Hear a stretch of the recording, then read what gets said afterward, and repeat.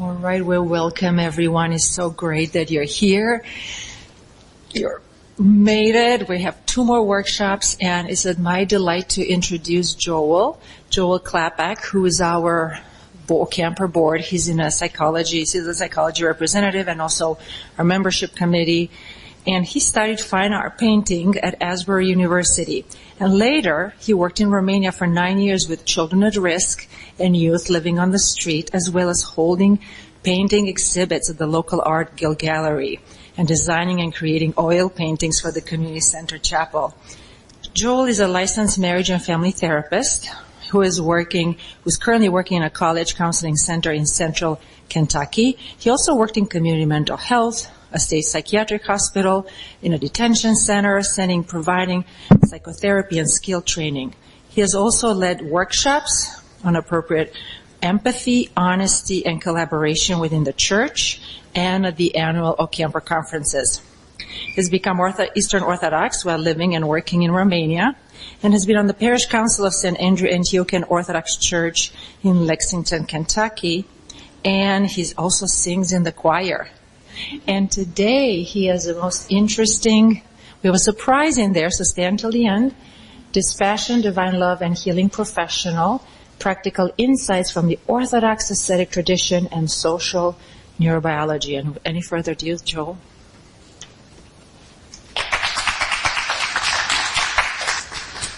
Thank you, Ioana.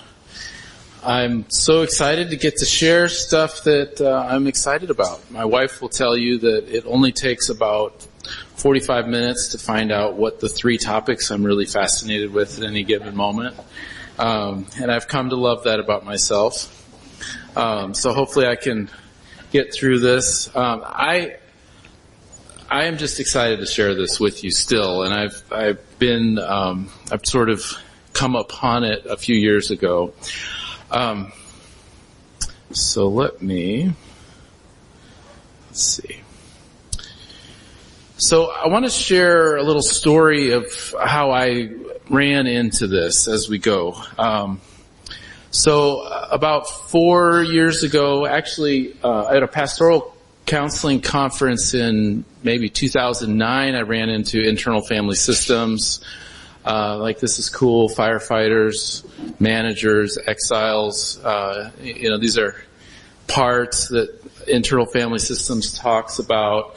So about 3.5 years ago, I started using internal family systems in my practice in a college counseling center, and have the quality of my practice just increased exponentially. I remember I started doing it with a girl I've been working with for 1.5 years. I just started asking about some parts, and all of a sudden she's crying on my couch. What's happened? She's never cried on my couch before. She's like, what was that? So I've been studying and learned about internal family systems, and we're going to come back to it at the end. But basically, it's based on family systems theory, cybernetics, the tracking systems, polarizations, how family systems work, applied to the internal world. Dick Schwartz started working with people with eating disorders, and they would say, well, I have a binging part, I have a restricting part, I have a purging part, and they would talk about them, and he started putting them in empty chairs, and found out, you could just ask them questions, and they had full personalities, and at the end of the conversation, they could see that even the restricting part had a good intention for them, the purging part had a good intention, and if there was some other way to get what they were worried about, they would be willing to relax. So anyway, I could talk a lot about internal family systems, but I'm really proud. I figured out how to make the text go in a circle. I just want everybody to notice that. Thank you. I don't remember how I did it. It's about 7 YouTube videos, but I did it. So what we find in internal family systems is that as we identify parts, and parts are thoughts, feelings, emotions, they can be body sensations. As we encounter parts, we kind of focus on one, and then we kind of ask the person the magic question, how are you feeling towards your perfectionist part? Well, I'm feeling critical and judgmental toward it. And then we say, do you mind asking that critical judgmental part if it could step aside so we could get to know this perfectionist part? And then, how are you feeling towards it now? I'm feeling angry towards it. Okay. Would it be, can you ask that angry part to step aside so we can just get to know this perfectionist part? Okay. It's stepped aside. Now how you feel towards it. And you do that a few times, you peel back these parts, and what appears is these qualities in the center here: calm, compassion, curiosity, clarity, connectedness, courage, confidence, creativity. It's whoa. And this was Dick Schwartz, the founder's big revelation, was even in the most traumatized people, there is this, he was an atheist, he said there is this spiritual core. His atheism was shattered. I can't say he's a Christian, but he believes that there's a core spiritual nature to humans, and this is it: compassion, calm, curiosity. This is the core. So, in the midst of some of those trainings, someone talked about a social neuroscientist, Tanya Singer, who works at the Max Planck Institute, who has done a lot of research on compassion. And so social neurobiology is basically putting somebody in an fMRI machine, and let's see how their brain lights up when somebody in the next fMRI machine is in there. So we're looking at how brains interact with each other. Social neurobiology. So they were able to isolate an emotion contagion network, which we have online from birth. So when a parent is anxious, the baby gets anxious. There's a great video of quintuplets. One baby starts laughing, then they all start laughing.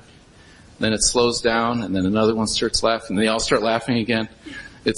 It'll add years to your life if you watch that video a few times. But this is catching emotion. So there's a network that they highlighted that's about catching emotion. I just want to say, we know that human beings are more than the neural networks. This is just sort of what's lighting up as things are happening. That doesn't mean that it's causing what's happening. Okay?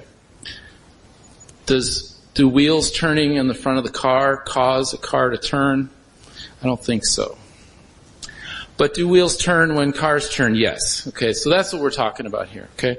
But very interesting emotion contagion, very specific neural network. Empathy, and she generously shifts it to empathic distress. We love empathy. It's beautiful. But empathy is, in her terminology, in her study, empathy is the feeling of the pain of another person. And actually it's feeling our own pain while we're connecting with the pain of another person. Okay? Empathic distress. And then there was a scientist turned Buddhist monk named Mathieu Ricard. It's this very cute video of him talking about the study. Tanya Singer knew of him. He's a Buddhist meditator. They do loving kindness meditations on a daily basis. So she said, why don't we get you in this fMRI machine? And they showed him 2 hours of war footage and said, be in that empathy mode. Just empathize. We're getting into empathy mode. After 2 hours, he was totally burned out. Could hardly get out of the machine. And they said, you want to wait a couple days before we do the loving kindness compassion one? He said, no, we need to do it now. And they zip him back into the machine, show him the same 2 hours of footage of war. They ask him to be in that loving kindness mode, and boom, a whole different network lights up than the empathic distress. And he walks out of the machine full of energy. I don't think it's his Buddhism that did it, right? They're not really attaching it to that. But they lit up this whole different neural network, which they're calling the compassion network. So we can distinguish this empathic distress brain network, feeling one's own pain triggered by seeing another suffer, and then the compassion brain network. It uses empathy, but with detachment, presence, perspective, self-differentiation, affiliative warmth to be ready to help without the necessity to fix. So I like this idea of, like, what do you do when you approach a child who is fallen on their bike, right? If you run in with empathic distress, all of a sudden the kid is crying because they're seeing you so distressed. You know what I'm talking about? All those parents out there. So instead, you go to the child, you have enough empathy to know that might hurt, but you have enough detachment to be ready to help without being desperate to help. This is compassion. And with compassion, there's also this, what they call filiative warmth, filiative connection, like you might have with your child. So I'm not just helping my child after they fall on a bike. It's also, this child is part of generations to come. I get to be the one that shows up and be the one who can be there for them when they're needing me. Interestingly enough, as we think about being caregivers, doing compassionate work, we can be in that empathic distress mode in our work all the time and burn out. But it's possible to train and to be in a different place, which is this compassion network. The compassion network also triggers a pain analgesic. I don't know what that word means. Reduces pain, probably because it activates the opiate system. The compassion network, are you hearing this? Activates the opiate system. This is Tanya Singer, this is not me, which is the best painkiller. You know the opiate epidemic? Let's start a new one. How about that? Getting our opiates through compassion. Which is the best painkiller, activates the biological system connected to oxytocin and opiates, which in turn is known to be good against pain. Increases well-being. Whoops. I forgive myself for whatever it is I did there. Yeah. Oh, I got the wrong side. We just needed a pause there for a second. I was getting too excited. So it increases well-being, reduces stress. So being in the compassion network also reduces stress. Isn't that ridiculous? So this is exciting to me. And it also reduces the levels of cortisol. So her project is called the Resource Project, which was a 9-month project following this discovery of the compassion neural network.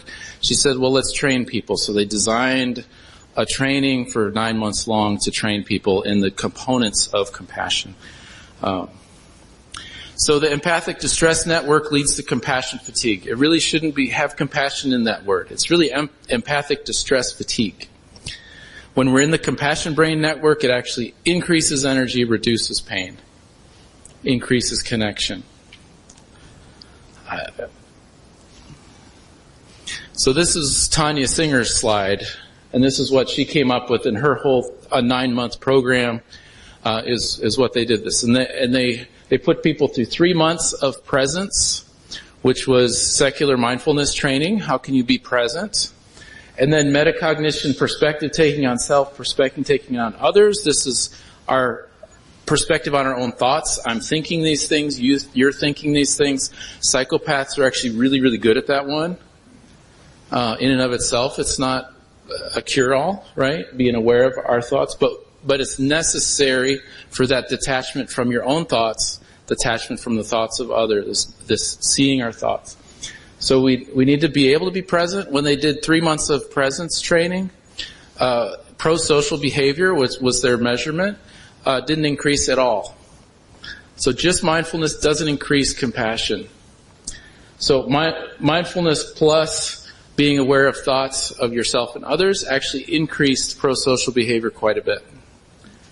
And they added this third dimension, which was opening the heart. This is loving kindness meditations, emotion acceptance, emotion regulation. This is distance from your emotion, to be able to be aware of your emotion without being caught in your emotion, to be above the emotion but not be ignorant of your emotion. It's an integration. And then pro-social motivation, like wishing the good for the other person. So 3 months of that also boosted this pro-social activity quite a bit.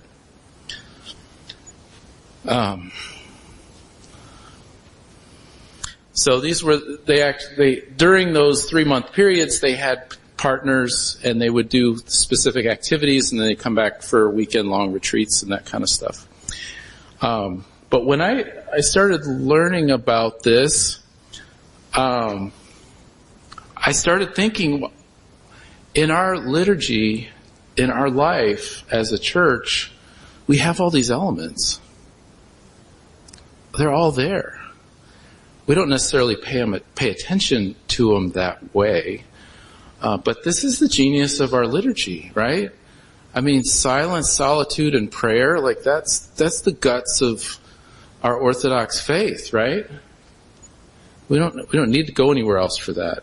We learn the Jesus prayer. We need to confession. We start thinking about our thoughts, right? We go through, prayers, preparation for confession. I mean, it's all thinking about your thoughts, feelings, behaviors. So we'd spend a lot of time. I think that would be a fun panel workshop. Like, how do we kind of see this stuff kind of energized in our liturgy?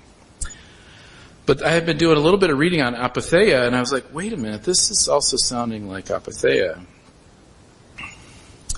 So Singer's components used to train these participants to get into the compassion network. This Mathieu Ricard, who they used as the original study, like he kind of could sense, like, I'm in the empathic mode, then I'm in the compassionate mode. They tracked his and then saw if it could be repeatable in all these other people, and then they could see. So there was a sense that you could like sort of go in and out of this state of compassion. Okay.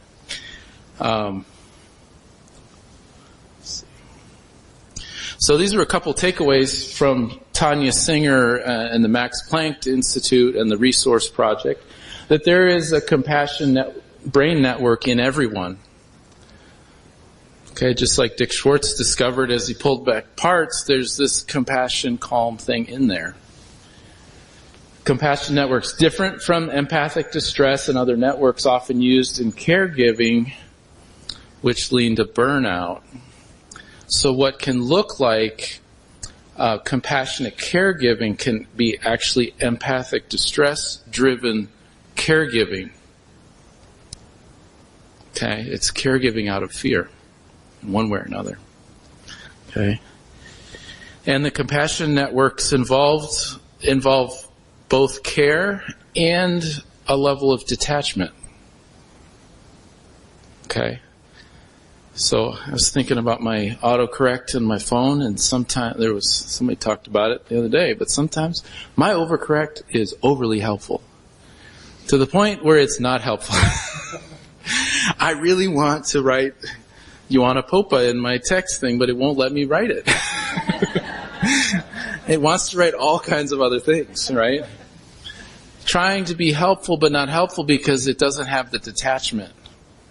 Okay, so there's a detachment element that's absolutely important.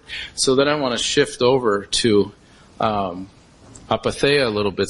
Dumitru Staniloae is our beloved Romanian Orthodox theologian. Also one of those holy souls that translated the Philokalia into Romanian. I have a certain love for those guys that were saturated in that. The dispassion which he seeks is precisely the condition for the appearance, activation, unhindered growth of disinterested love. So there's a connection between dispassion and love here. The endeavor for dispassion is one of pulling up the weeds which hinder the growth of the grain field of love. This is Stani Luai. So the passions and love are in a certain kind of relationship here.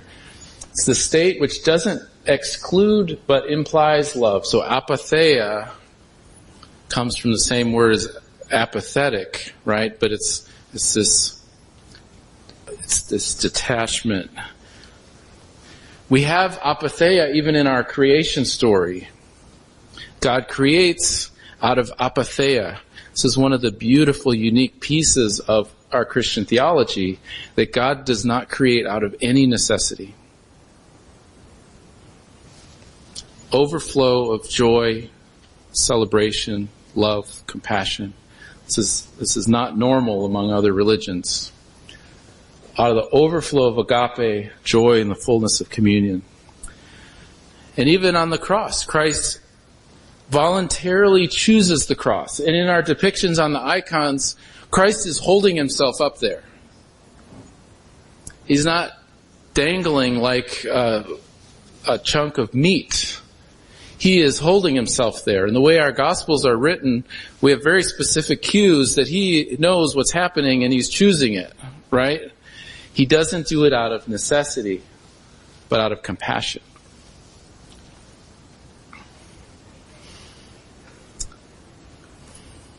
So again, we get this compassion neural network is built into us.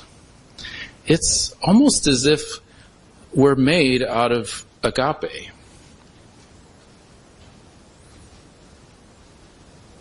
Isn't that interesting? It's there. It's just covered up. Here's another way that I like to think of it. Apatheia is like an unpeeled orange that I'm eating. Agape, it's the orange. We're talking about the same thing. Right? I take credit and blame for that metaphor if it doesn't work. So this, with Evagrius, we get, for him, apatheia represents only a relatively permanent state of deep calm arising from a full and harmonious integration of the emotional life under the influence of love. For him, apatheia and agape, divine love, are but two aspects of a single reality. Okay? Now we're going to pick on Evagrius a little bit here. For Evagrius, the nous meant the mind. Okay? Communion with God depends on elimination of motions. Okay? In order to get to the nous and to the place where we can commune with God, we have to eliminate emotions, eliminate passions altogether, and even eliminate the body. Okay? We need to get rid of and suppress all these things. Okay, so St. John Cassian was a disciple of Evagrius, and he wasn't so big on apatheia. He talked about purity of heart. Okay. We have Gregory of Nyssa, similar thing. Emotions, well, not similar thing. We have here in Nyssa, emotions are to be integrated, not eliminated. Okay. Very contemporary with all the psychosomatic therapies happening now. Maximus, deification, in his theology of deification, the teleological and eschatological state of spiritual union entails an ontological change. Passions are restored and transformed into desire for God. So the body, the passions, the extremes are restored. For Maximus, the nous is the heart. So now we descend from the mind into the heart to meet God. Right? Does this sound familiar? We're not fasting because the body or hunger is bad. We're fasting because we want to turn our hunger into hunger for God. And then we feast because we want to turn our hunger into hunger for God. Right? So we've transformed it. So communion with God becomes heart to heart. It's not just an intellectual thing. The mind becomes a servant of the heart rather than the master. 1 John, there's no fear in agape, but perfect agape casts out fear because fear has punishment. He who fears is not made perfect in agape. We love because he first loved us. So I want to suggest that we may have helper passions. And helper passions most likely put us in the empathic distress networks. Helping with anxiety, fear, guilt, obligation, inner desperation to be helpful. Not being okay when your gift is unneeded. Okay? Feeling over-responsible for others. Feeling your worth depends on your usefulness. Seeking validation and praise for your service. These all indicate a lack of detachment. Lack of ability to be ready to help without being desperate to help. Without being afraid of who I am if I'm not being seen as a helper. Being able to be a helper. Does that make sense? Going beyond your limits for fear of losing approval. Okay. So we have different projects of how do we get us back to this compassionate core, this agape, right? Our church fathers said we can peel back the passions. Evagrius was like, let's get rid of them altogether. Probably didn't work. We can peel back the passions or balance the passions, which feels like what Maximus and Nyssa were saying, that hunger is not actually bad in and of itself. It's gluttony that's bad. So let's turn gluttony back into hunger and desire for God. Okay. So there, some of the ascetic struggles would be to go for the opposite, try to do the opposite thing, but the goal here is to get to agape, to get to apatheia and agape. That is the goal, right? Many different methods were tried. With Singer, she does a lot of skill building to get from empathic distress to compassion. Dick Schwartz in Internal Family Systems, there's parts on blending our caregiver parts are worked with and helped, and those that are getting in the way of working with the caregiver part, we ask them to step aside and wait their turn for a minute. We'll get to them too. But it's just another means of helping the therapist and the client get to that place of that calm compassion, ready to help without necessity to help. Apatheia. Okay. So then we're back here. IFS, in terms of apatheia, is bringing the extreme or lost parts into balance. The gnomic will, right, is connected with these extremes where there's the natural will, kind of natural hungers versus unnatural hungers. So it's shifting the gnomic back into natural will and for desire for God. We have this in our tradition. Isn't that beautiful? So I think there are some ways of getting here that work and some that don't. I think the other takeaway for me is that even in Evagrius, he said this is not necessarily a permanent state, which I've always thought of. Like, well, theosis is just sort of this permanent state, hopefully we can work towards. But this compassion, this compassionate core is within us all. It's clouded by sin. It's clouded by decisions. It's clouded by passions. It's clouded by our trauma histories that make it really hard to feel safe when I'm here or there. It's really hard for me to act out of this compassion when I'm with you because I'm threatened by you. Or I'm afraid of what would happen if I'm not in a role of being helped. So, in my personal experience, I've done a lot of my own work with this kind of, with internal family systems and just being amazed that you can kind of go in and out of this. One morning I had 3 clients that were really difficult and they were triggering some of my own stuff and I just really wanted to help them bad, right? And I was feeling a lot of that empathic distress. And by lunch, I was just feeling burned out. Somehow I took a walk around the block. Oh yeah, wait a minute. It's not my responsibility to fix. I can show up. These are divine radiances of the image of God. Powerful. Not powerless. My clients are not powerless. They don't need me. God could zap them like this and heal them. He could do it. but he chooses a relational way. So in the afternoon, I had 3 clients in the afternoon, and I showed up differently. And all of a sudden, the sessions went so much differently, and they went to these beautiful places. And I left that afternoon full of energy.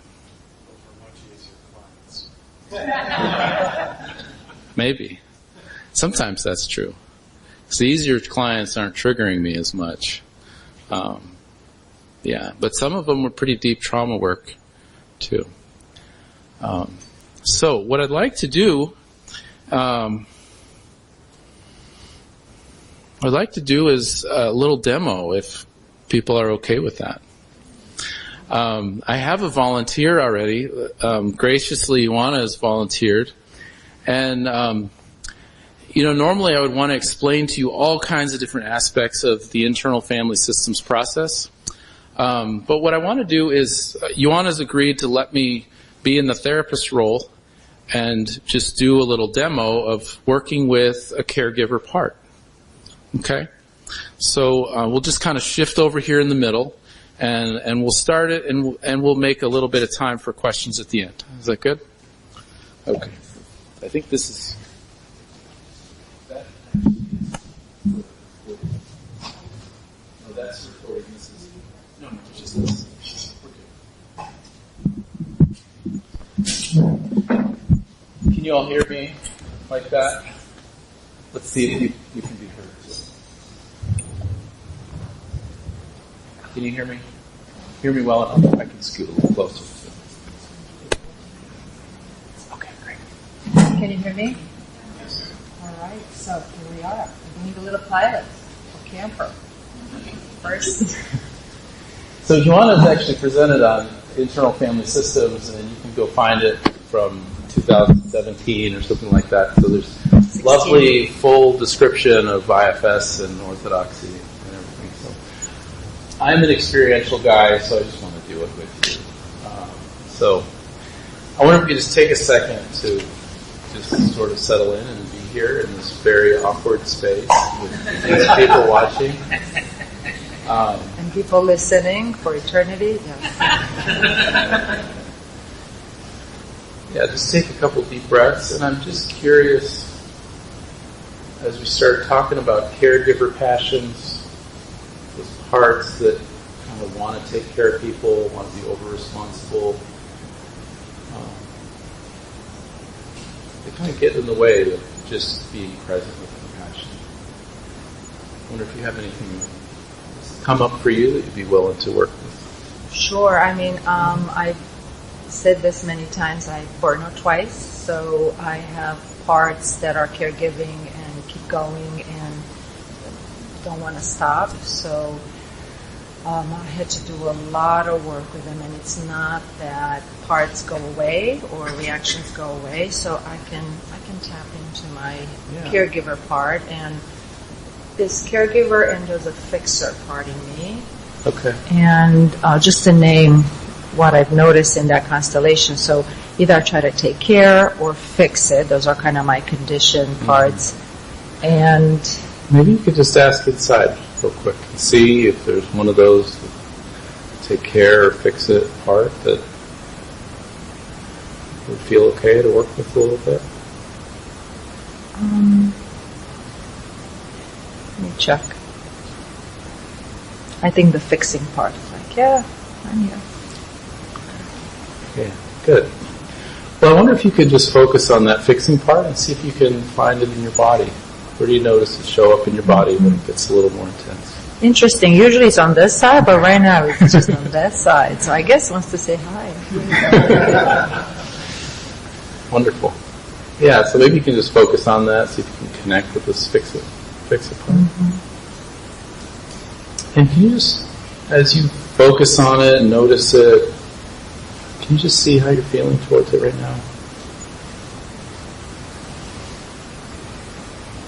Yeah, I mean, by now we have a good connection. I used to be the fixing part, so there was no space, but now I can sense it separate in a certain sense. I have a little bit of distance.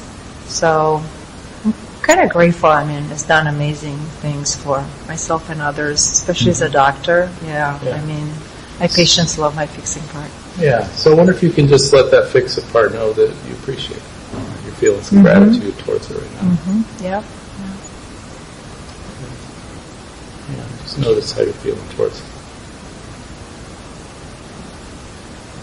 How I'm feeling towards this part? Yeah. Just that gratitude flowing. And my fixing part just loves the attention. You can't hurt. Lots of fixer parts. I'm pretty sure there's has this sense of everyone got my back. Okay, good. So feeling comfortable, feeling safe, and appreciated. Yeah. Okay. Yeah. So maybe you can just ask this fixer part what it would like you to know right now. What is it showing up right now for? What would you like to be known? It's tired. Yeah, this part is saying, I'm tired. I love to fix, but I also like a big, nice sleep and rest. And it likes when it's not pressure to fix now. It used to just kind of jump in, all the time. but it kind of likes now to be invited. But my sense is there's another part that kind of calls on it. It's more like a servant, if that makes sense. I'm just getting this information. Pushes it to fix. Yeah, I'm just getting this download right now. There's a sense like, there's something here that I'm this servant part here. I can jump in and help. Yeah, can you just get curious about that part that kind of makes the fix-it part a servant? I think it's my perfectionistic part. There's a sense of it has to be done in a certain way. And yeah. Okay. Yeah, so the perfectionistic part is maybe driving this fix-it part of it. And can you just check in with the fix-it part and just see, is it needing something right now? Or would it like us to, you want to shift and focus on that? Yeah. It really does. It just noticed that even during the conference, there's so much to do, right? As a board and welcoming and doing things, and there's a sense of this perfectionistic part wants to make sure everything is done right. And so it's okay to kind of step back. Okay to focus on that? Yeah, and this perfectionistic, I kind of sense it here. Maybe just ask that fix-it part if it could just give us a little space and maybe just thank it for what it's sharing with us. And just notice where you feel that perfectionist part in your body. Yeah, my IFS part is here saying hi too. Hold on, let me ask that space in me, my therapist part, to just step back for a second. Yeah, you just get to be the client right now. Yeah, so the perfectionistic side, I'm sensing it actually here. Okay. As it settles, it's kind of like my brain, my cloud of thoughts. It's right here, and Just notice how you're feeling towards the perfectionist part now. I'm kind of curious. Yeah, it just seems very interesting. Like, wow. It kind of rules the world inside. Yeah, so I wonder if you can just ask that perfectionist part why it's been showing up in a little bit more prominent way this past weekend. What's it worried about? Yeah, and as you were talking, what arose in me from my center almost spontaneously, like, wow, this part really deserves respect. Like, wow. So to just send that. Yeah, can you just give that perfectionist part some respect? Yeah. Yeah, can you just ask it what it's afraid of happening if it doesn't make you do everything perfectly?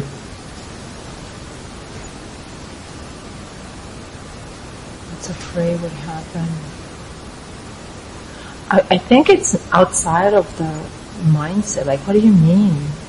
There's no...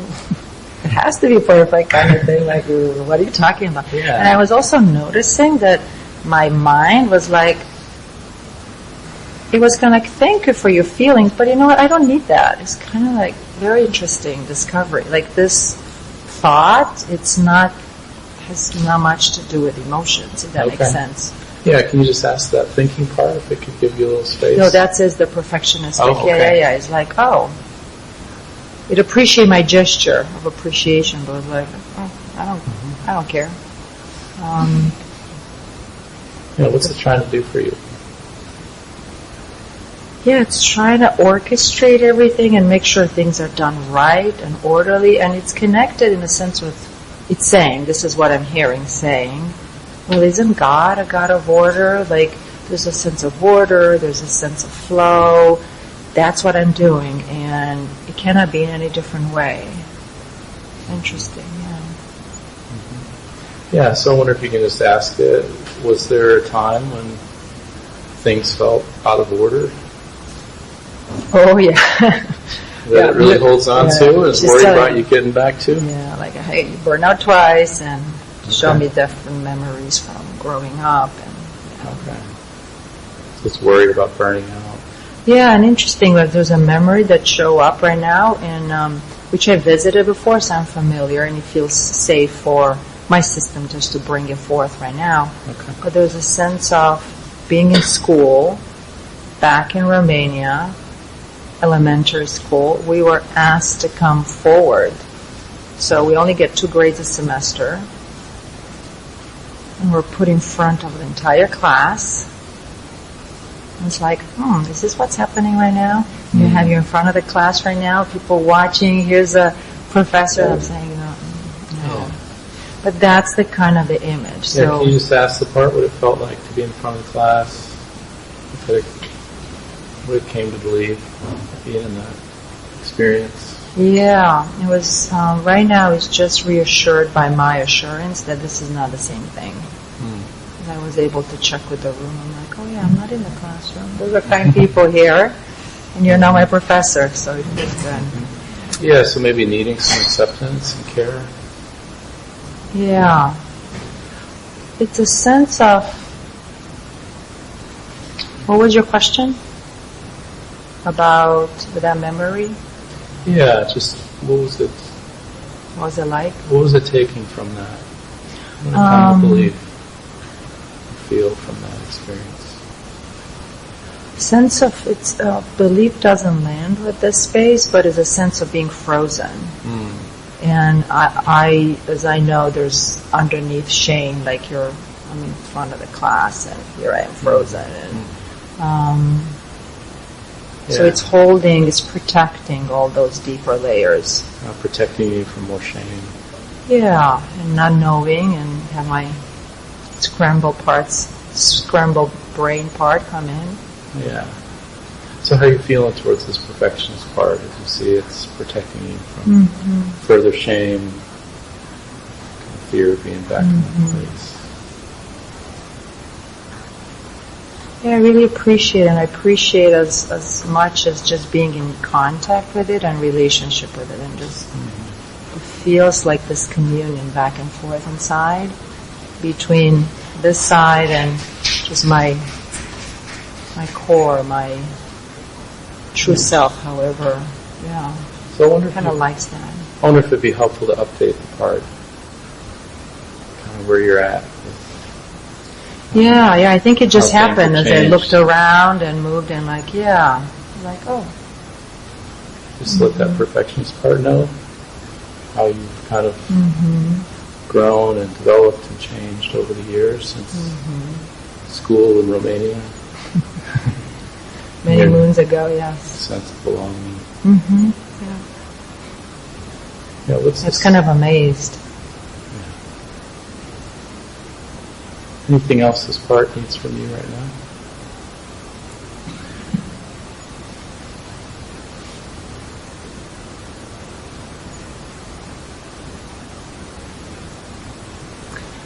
I think it observed in the conference was so cool to observe with other thinking parts and just beings. I think from this perspective was the mind connection, but I was just very grateful, for being in this space.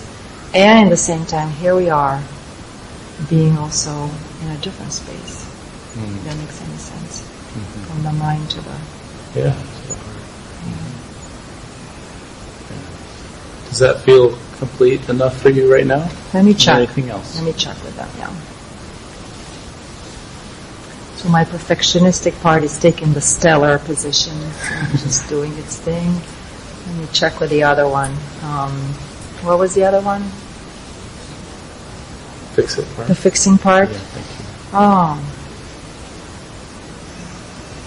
Yeah, I think what's emerging right now is that the fixing part and the perfectionistic part would like to have some conversation. So I'm kind of sending an intention to connect the two. I think that's a piece that's emerging right now that was missing. Okay. Yeah. So I'm sending that intention. Maybe you can commit to doing that sometime in the future. And I do want to check, let me just check quickly with my kind of brain freeze part. I think that's fine. Yeah, I felt like it's doing well. And my inner children parts.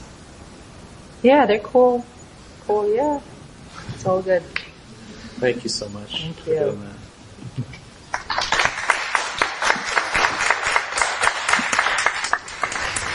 Thank you for holding space.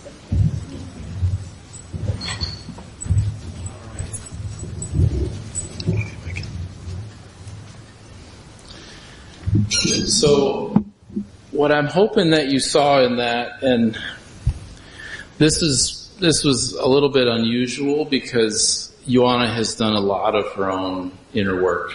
So she has a real strong understanding of her internal world.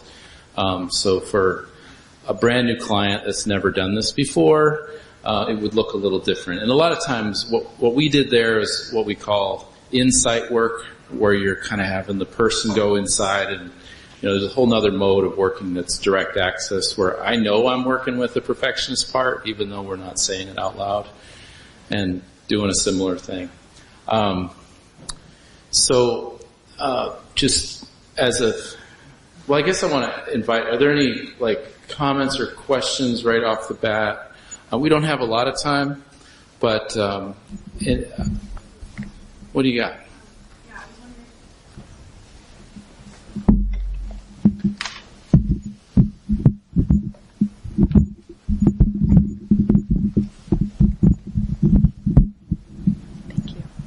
Thank you. I was wondering, I know you said, you kind of touched on this, you said Dr. Ioana's experienced with this, so it looks a little bit different, but I was wondering if you could speak on, when you're working with a client at first, do you go straight into IFS, especially for those clients who, when you ask, where are you feeling this in your body, who are so out of touch with their body, they haven't, or they're out of touch with even their emotions, can you go straight into IFS, or do you have to start with another mode of therapy first, and then you can go into this?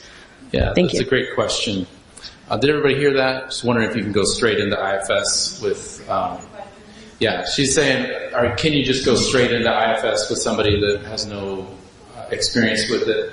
IFS is really a whole sort of mode of thinking about how people work. It includes multiplicity of mind, which were self, the yellow blob, self and parts. Parts probably give us a lot of personality. The self is the central core, agape, apatheia core that we all have. And so I see the person as that as soon as they walk in the room. And as soon as they walk in the room, I'm hearing, I have a drinking part. I have a part that feels ashamed of drinking. I have a part that's socially anxious and doesn't want to go to the party on Saturday night, but my girlfriend wants me to, so I'm going to drink a little bit before I go. Then I'm over drinking, and then I'm ashamed of it. So there's a shame part and a drinking part and a socially anxious part. So see, I'm filtering it all through this kind of way of seeing. And there's a spiritual core there of compassion. And it's really beautiful when I can, even just naming this process, they start to see I am not drinking. I am not social anxiety. I am a person who has a part that's socially anxious that maybe needs some help to heal. So, in this context, would you comment just a little bit about direct access, because you mentioned inside work versus regular conversation? Yeah. So we usually start with direct access. So when they don't know what's happening, even if I'm naming parts, I'm, especially if somebody comes in the room and they're distressed, I know when there's an angry part in the room. I don't have to tell them, they don't have to tell me, I know it. So I'm just asking this asking them why they're angry, asking them what they're afraid of, and I'm thinking their angry part is afraid of fill in the blank. Does that make sense? Thank you to you both so much for the courage and the humility and just the experiential, transformational kind of demo of that. That was beautiful. I'm curious if you can speak a little bit about the noose and where you see that present. Is that more in your yellow seas, or is that more in the exploration of my mind is descending into my heart and exploring my parts to gain that like awareness and attentiveness? Or is it both or neither? Curious, please. Yeah. I believe that the noose is the heart. I mean, I think of it as the heart. I mean, what is it literally, right? I think of the noose as the spiritual core, the place where we meet God. So that spiritual core is also, it's kind of a generic spiritual entity. It's agape, it's apatheia, whereas the parts give us a lot of the particularities, whereas there's this sort of generic spiritual core, but also it's our sense of connectedness, our sense of, I mean, even in this room at the moment, like there's a sense of togetherness that we all have. And it transcends our personal differences and connects us all, but it doesn't eliminate our personal differences. We're commingled and not confused. And I think the noose is not just a mental thing. Because we can't just think right? This is we're the people of the navel gazers, right? Right? You've seen pictures of the monks looking at on a low stool, looking at what it looks like they're looking at their belly button. They're really looking at their heart. And how can I focus on the heart, right? Experience God in this place. So, does that answer your question? Close enough. Anytime you're talking about these things too much, words end up not being enough. Could I comment? Yeah, please.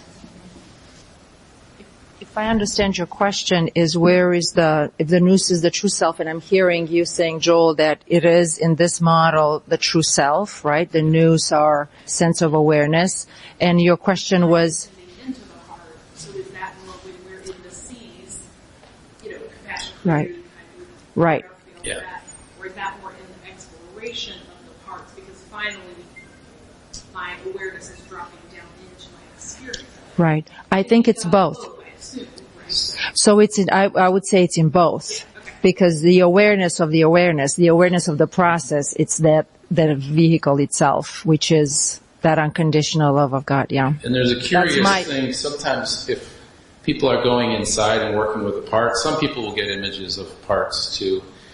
If they're seeing the part, the thing that's seeing is the self that sees, this agape energy. If they're seeing this thing helping the part, it's a helper part. It's just interesting. So it's the part that's exploring the seeing, but actually these thinking parts, sometimes they are in the way of being in the noose, in the heart, as a place where we meet God, meet presence. So,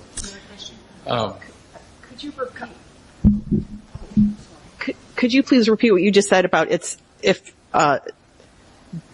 the noose sees the part, I lost it now. Yeah, so there's this idea that if the client is like seeing their compassion, it's actually a helper part or something.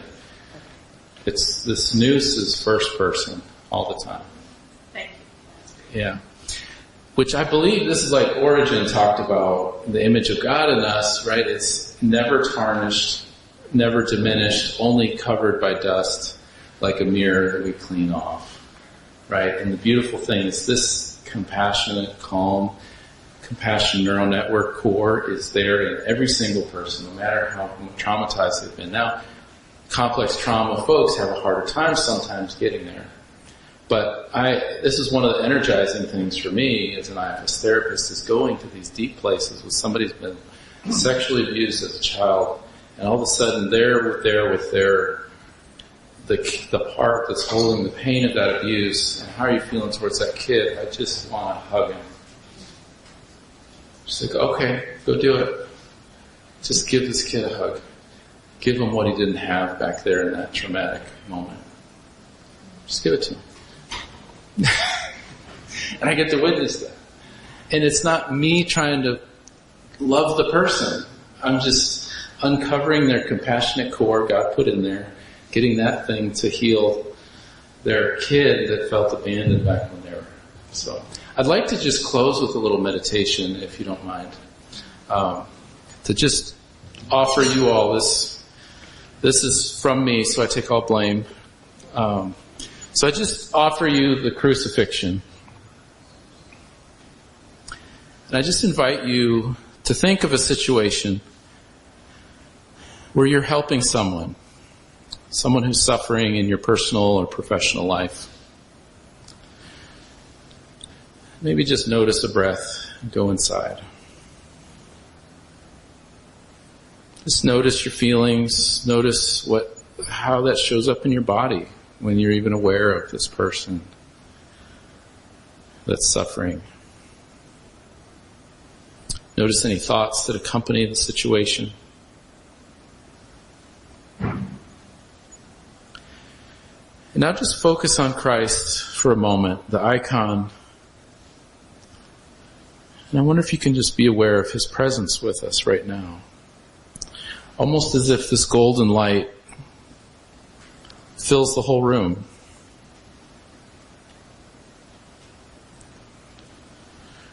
And as you notice your own empathy for the person, can you be present with that?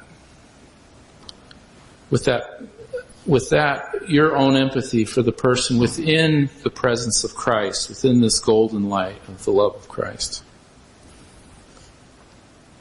And I wonder if you can sense the compassion of Christ for how you are impacted by seeing someone else suffer.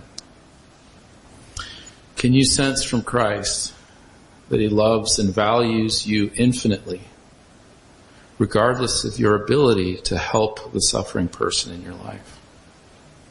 Can you do that? Can you sense from Christ that He loves you and values you infinitely, regardless of your ability to help this particular suffering person? And as you feel loving kindness for this person who's suffering, can you get a sense for how you and the suffering person are both held within the golden light of this luminous love of Christ? And perhaps the tender loving kindness of the Theotokos? Can you sense the love of Christ, the presence of Christ? Can you notice a willingness to participate in the compassion of Christ for the suffering person, with the realization that Christ's love is bigger than anything you can give? And before the love of Christ and loving kindness of the Theotokos, can you let go of your need to fix and exchange it for a willingness to participate in your meager way in the compassion of Christ?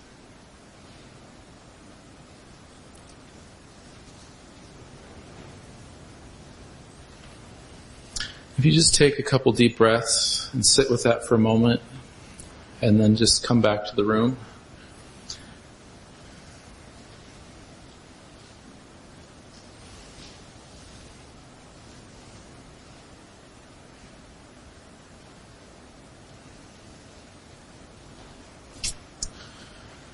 All right. Thank you all for being willing to trust me to take you to some weird places. And I hope you take something out of this, even if it's not what I took out of it. I trust that you'll find what you need. Thank you. Thank you, Joe.